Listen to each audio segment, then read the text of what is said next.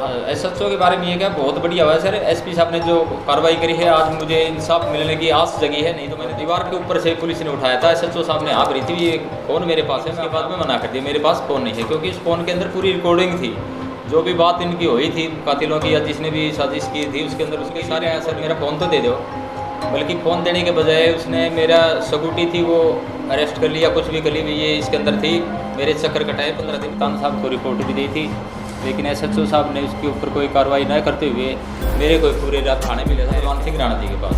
जब मैं उनसे मिलने गया तो मेरे मिलने से पहले उन्होंने पूरी कहानी पहले रटाई थी। वो लड़का हत्या कर दियो और वो पूरी रात थाने में बैठे रहा, फ़ोन तक नहीं दिया। सिक्योरिटी के लिए चक्कर जो भी मेरे केस का आई होगा आगे भी इंसाफ दिला जाए मेरे को। प्रिय दर्शकों, बता देता हूँ 7 अगस्त को जो जोनी मर्डर केस का मामला था, जो कि ऋषि नगर में जोनी मर्डर केस हुआ था, उसको देखते हुए काफ़ी ढील बरती जा रही थी। और जो केस था एसएचओ कप्तान सिंह के पास था। नए एसपी लोकेंद्र सिंह आते ही उन्होंने कमर कसी और मगर सकिंजा जो कहते हैं पूरा कस दिया।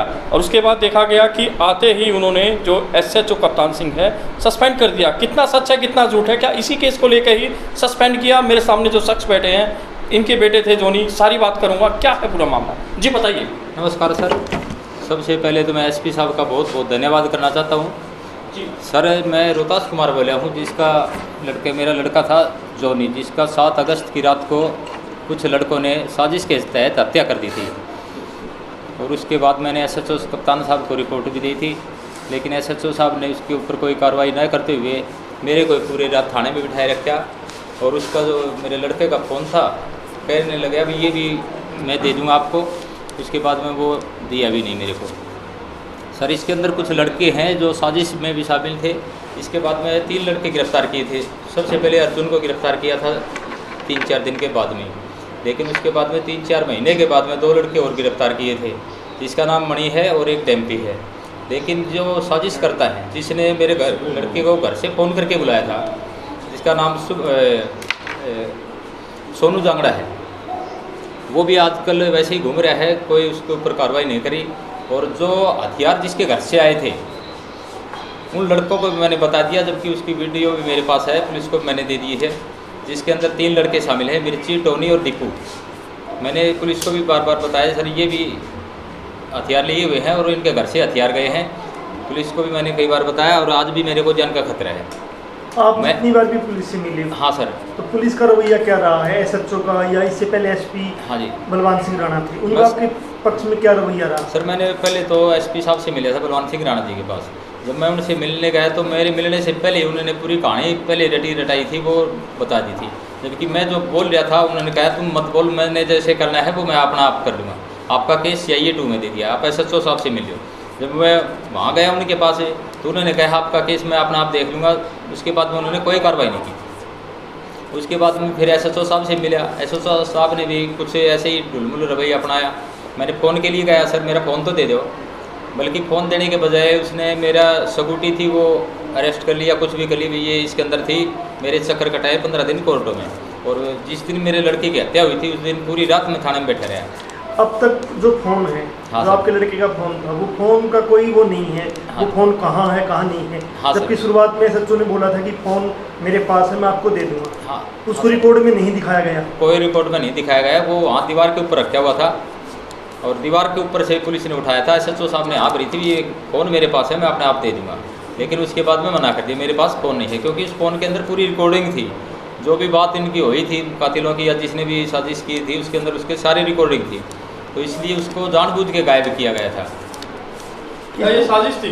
बिल्कुल साजिश थी, क्योंकि ये सोनू जांगड़ा है, ये घटना से आधे पौना घंटा पहले 7 लड़कों से मिला था, जिसके मेरे पास नाम है मणि, शुभम, अर्जुन, डेम्पी, मिर्ची, टोनी, दीपू। ये जो लड़के हैं इनसे बात करके गया है। मेरा लड़का शाम को घर आ गया था 9 बजे के बाद में। उसके बाद में घर से बाहर नहीं जाता। इन्होंने साजिश करके सोनू पूरे दिन मेरे लड़के के साथ था। इस पूरे केस में एसएचओ कप्तान सिंह का क्या रवैया रहा? सर, बिल्कुल ही मतलब नराधर रवैया अपनाया इसने। बिल्कुल ही आज तक मेरे से कोई बात नहीं की। जब मैं जाता तो ऐसा व्यवहार करता जैसे मैं कुछ और ही इसके लेने आया, जैसे आप ही मतलब दोषी हो। हाँ, मेरे कोई दोषी ठहरा गया सर। बहुत दिन मेरे को चक्कर भी कटाए पूरी रात। जिसका लड़का हत्या कर दियो और वो पूरी रात थाने में बैठे रहा, फ़ोन तक नहीं दिया, सिक्योरिटी के लिए चक्कर कटवाए। और जबकि जिस हत्यारे थे मोटरसाइकिल का उसका नंबर भी दे दिया, उस मोटरसाइकिल का आज तक कुछ भी वो नहीं किया उन्होंने। हथियारों ने जहाँ से हथियार लिए थे, हाँ सर, उसकी भी रिकॉर्डिंग आपके पास, आपने पहले भी हाँ सर, मैंने पहले भी SHO साहब को भी दे दिया, कप्तान साहब को भी दे दिया, CIA में भी दे दिया था, और अब जो केस है जिनके पास है मैंने उनको भी दे दिया। SP साहब को भी, जो लोकेंद्र सिंह है, उनको भी मैंने बताया सर मेरे पास ऐसे है। तो पहले जो DIG साहब थे उनको जैसे आपने संज्ञान में डाला था, वो क्या कहते थे ऐसे तो कप्तान सिंह को लेकर? कुछ भी नहीं बताया सर, मेरे को तो बोलने नहीं देते थे, हम अपने आप कर लेंगे, तुम चुप बैठे रहो, हाँ, अपने आप कर लेंगे। उसने मेरे बारे में कुछ भी नहीं पूछा, ना कोई इंक्वायरी की, ना कुछ और गया। मेरे कोई उठा के घर पूछता, इसका घर बता दे, उसका घर बता दे, जबकि उनको पहले से ही पता था सब घर है, मैंने बता भी दिया था, लेकिन उसके बारे में उसने कोई भी कार्रवाई नहीं की। तो अभी जो आपकी SP लोकेंद्र जी से बात हुई है, तो उन्होंने कैसे, क्या उसका रवैया कैसा रहा? बहुत बढ़िया है सर, बहुत बढ़िया। पहले SP थे वो तो बात ही नहीं करते थे, उन्होंने बिल्कुल मेरे आराम से कम 15-20 मिनट बात करी, फिर क्या हुआ, ऐसे क्या हुआ, ऐसे क्या हुआ, मेरी पूरी कहानी सुनी उन्होंने, और बहुत कहा भी आपको इंसाफ मिलेगा।